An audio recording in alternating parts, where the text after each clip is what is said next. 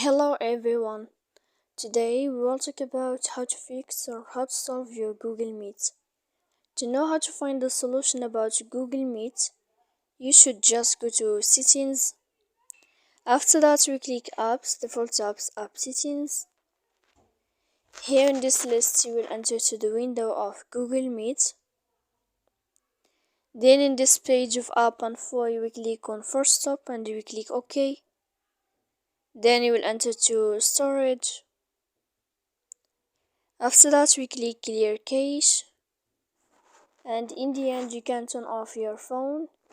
You will wait 3 seconds and you can turn on your phone again. And then you can know how to fix your problem on Google Meet. So please don't forget to support us by like and subscribe. See you next time in another video, and thank you for your attention and your watching.